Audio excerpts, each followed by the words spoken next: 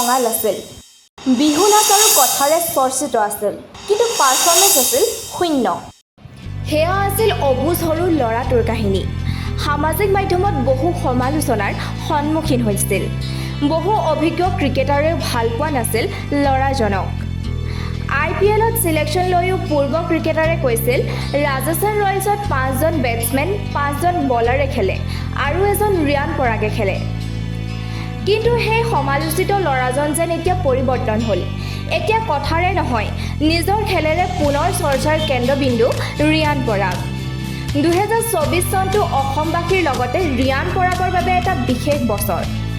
প্ৰথম ঘৰুৱা ক্ৰিকেটত দুৰ্দান্ত প্ৰদৰ্শনৰ পিছত 2024 চনৰ IPLতো তৃতীয় সৰ্বাধিক ৰান সংগ্ৰহ কৰে ৰিয়ান পৰাগে। ইয়াৰ পিছতে জিম্বাবুৱেৰ বিৰুদ্ধে হোৱা T20 শৃংখলাত অসমৰ প্ৰথমজন আন্তঃৰাষ্ট্ৰীয় ক্ৰিকেটাৰ হিচাপে আত্মপ্ৰকাশ কৰে ৰিয়ান পৰাগে।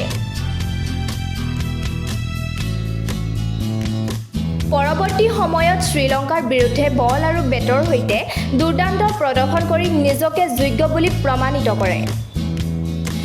কিন্তু অৰ্থাৎ কিয় চৰ্চাৰ কেন্দ্ৰবিন্দু হৈ পৰিছে ৰিয়ান পৰাগ?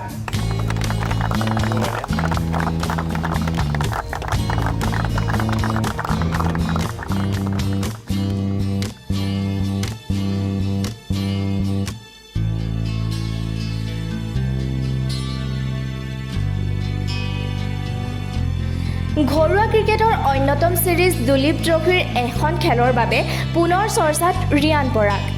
যি ৰিয়ান পৰাগে এটা সময়ত সৰু সৰু কথাত হৰ্ষেল পেটেল, মহম্মদ সিৰাজৰ দৰে জ্যেষ্ঠ খেলুৱৈৰ সৈতে আক্ৰমণাত্মক হোৱা দেখা পোৱা গৈছিল, সেই ৰিয়ান পৰাগে দুলীপ ট্ৰফিৰ এখন খেলত আণ্ডাৰ-19ৰ তলৰ টিমমেট আৰ্শদীপ সিঙে ৰিয়ানক আউট কৰি অশ্লীল গালি-গালাজ কৰাৰ পিছতো মৌনতা অৱলম্বন কৰে ৰিয়ান পৰাগে।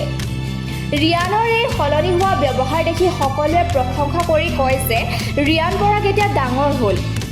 সকলো দিশৰ পৰা এতিয়া ৰিয়ান পৰাগ এজন যোগ্য ক্ৰিকেটাৰ হিচাপে দেখিব পোৱা গৈছে।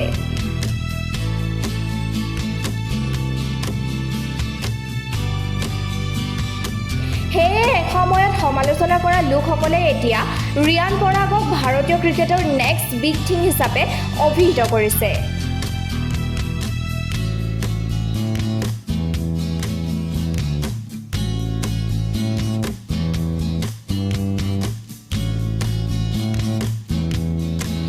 Sports Desk Report, Mass Me News.